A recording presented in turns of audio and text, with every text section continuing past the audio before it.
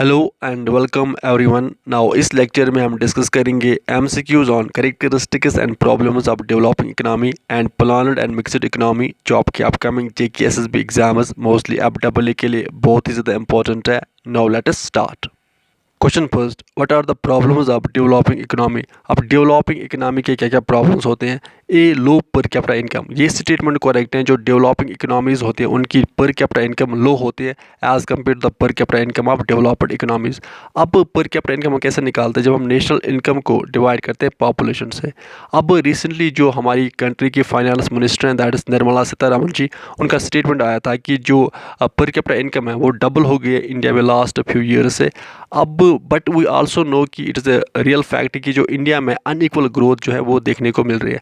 Because यहाँ पे अगर हम टॉप 10 जो पर्सन है इंडिया में उनके पास 57% ऑफ नेशनल इनकम है। सो इससे आप इमेजिन कर सकते हैं कि हर किसी पर्सन की जो पर कैपिटा इनकम है वो इंक्रीज नहीं हो रही है। सो एंड आल्सो अगर हम देखेंगे नेशनल स्टैटिस्टिकल ऑफिस का जो रिपोर्ट आया था, जो डाटा है, इसके अकॉर्डिंग जो फाइनेंशियल ईयर 2022-23 था, इसमें जो पर कैपिटा इनकम है इंडिया की वो 98,118 है। अब ये बहुत कम है as compare to the per capita income of developed economies. B, poverty. अब जो डेवलपिंग इकोनॉमीज़ होती है वहाँ पे पोवर्टी की प्रॉब्लम भी देखी जाती है। सो ये स्टेटमेंट भी करेक्ट है। अब अगर हम इंडिया की बात करेंगे, इंडिया एक डेवलपिंग इकोनॉमी है, तो अगर हम मल्टी डायमेंशनल पोवर्टी इंडेक्स की बात करेंगे तो इंडिया टॉप रैंक पे है। यानी पूरे वर्ल्ड में इंडिया में सबसे ज़्यादा जो पुअर या गरीब लोग वो इंडिया में ही रह रहे हैं। दैट इज़ 22.8 करोड़ लोग जो है इंडिया में वो गरीब है, वो पुअर है। See, hunger and dominance of agriculture sector.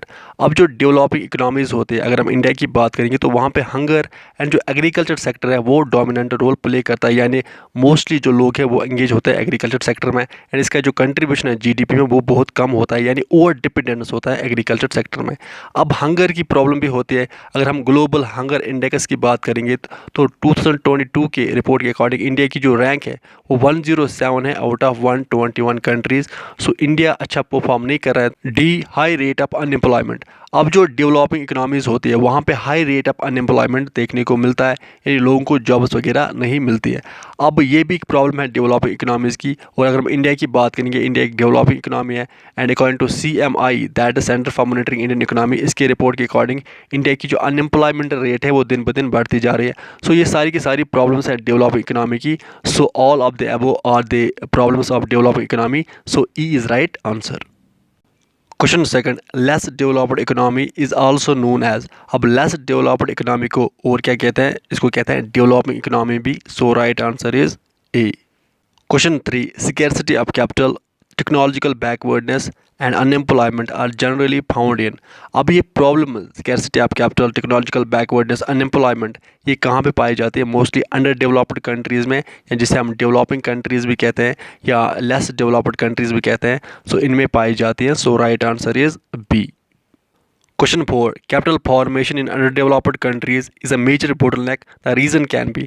अब जो अंडर डेवलप्ड कंट्रीज की जो मेन प्रॉब्लम है दैट इज कैपिटल फॉर्मेशन, वहाँ पे कैपिटल फॉर्मेशन नहीं हो पा रही है। उसका रीज़न क्या है? उसका रीज़न है लो लेवल ऑफ इनकम। ये भी करेक्ट है। अब लो लेवल ऑफ इनकम जब होगी तो एक पर्सन जो है वो ज़्यादा कंजप्शन पे खर्च करेगा, तो उसके पास सेविंग के लिए कुछ नहीं रहेगा। जब सेविंग नहीं होगी तो उसके बाद इन्वेस्टमेंट नहीं होगा, जब इन्वेस्टमेंट नहीं होगा तो कैपिटल फॉर्मेशन पॉसिबल नहीं है। सो ये रीज़न है। B, small size of market with no incentive for investment, ये भी रीज़न है। C, demonstration effect. अब डिमॉन्स्ट्रेशन इफेक्ट क्या होता है ये आप कमेंट सेक्शन में राइट डाउन करो। सो ये सारी की सारी प्रॉब्लम्स रीजंस हैं जिसकी वजह से कैपिटल फॉर्मेशन पॉसिबल नहीं हो पाती है अंडर डेवलप्ड कंट्रीज़ में। So right answer is D, that is all of the above. Question 5, the concept of economic growth is more relevant for. अब जो इकोनॉमिक ग्रोथ का कंसेप्ट है ये ज़्यादा रेलिवेंट किन के लिए है? ये ज़्यादा रेलिवेंट है डेवलपिंग कंट्रीज़, या जिन्हें हम लेस डेवलप्ड कंट्रीज़ कहते हैं या अंडर डेवलप्ड कंट्रीज़ कहते हैं। यहाँ ज़्यादा रेलिवेंट है इकोनॉमिक ग्रोथ। एंड जो डेवलप्ड कंट्रीज़ होती हैं वहाँ ज़्यादा रेलिवेंट है इकोनॉमिक डेवलपमेंट, बिकॉज एग्जिस्ट करता है वहाँ पे। So right answer is B, that is under developed countries. So B is right answer. Question 6, most wanted good for the people means. No, अब अगर हम किसी भी इकोनॉमी की बात करेंगे तो जो सेंट्रल प्रॉब्लम्स है that is what to produce, how to produce, how much to produce and for whom to produce. अब इनको हम सॉल्व कैसे करते हैं? फॉर एग्जांपल अगर हम व्हाट टू प्रोड्यूस की बात करेंगे, यानी हम कौन सा गुड प्रोड्यूस करेंगे, हम वो गुड प्रोड्यूस करेंगे जिसकी डिमांड ज़्यादा होगी, जिस गुड को लोग ज़्यादा चाहेंगे। So most wanted good for the people, इसका मतलब क्या है? What to produce. So right answer is A. Question 7 the technique of production used for production means. अब अगर हम किस टेक्निक का अगर हम प्रोडक्शन करनी है, हमें गुड्स को प्रोड्यूस करना है, तो गुड्स को प्रोड्यूस करने के लिए हमें किस टेक्नोलॉजी का यूज़ करना पड़ेगा। यानी हमारे पास लेबर इंटेंसिव टेक्निक होता है, हमारे पास कैपिटल इंटेंसिव टेक्निक होती है। अब इन टेक्निक्स में से हम कौन सी टेक्निक यूज़ करेंगे, तो इसका मतलब क्या होता है, इसका मतलब हो कि हम गुड को कैसे प्रोड्यूस करें, हाउ टू प्रोड्यूस। तो हाउ टू प्रोड्यूस का मतलब होता है कि हम कौन सी टेक्निक का प्रोडक्शन यूज़ कर रहे हैं। So right answer is B.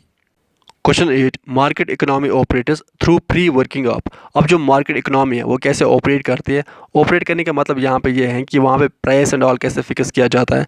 Basically यहाँ पे लेजर फेयर इकोनॉमी का कंसेप्ट आता है जो एडम स्मिथ ने दिया था। इसने कहा था कि गवर्नमेंट इंटरवेंशन कुछ नहीं रहेगा, तो जो मार्केट इकोनॉमी है वो कैसे ऑपरेट करेगी, वो डिमांड एंड सप्लाई पे ऑपरेट करेगी। So right answer is both demand and supply. So C is right answer. Question 9 in the planned economy ownership of resources rests with the government on the behalf of. अब जो planned economy होते हैं, जिसे हम centrally planned economy भी कहते हैं, अब यहाँ पे जो भी रिसोर्स होते हैं वो किसके पास रहते हैं, वो रहते हैं गवर्नमेंट के पास। ऑन द बिहाफ ऑफ किसके बिहाफ पे, on the behalf of people. So right answer is D.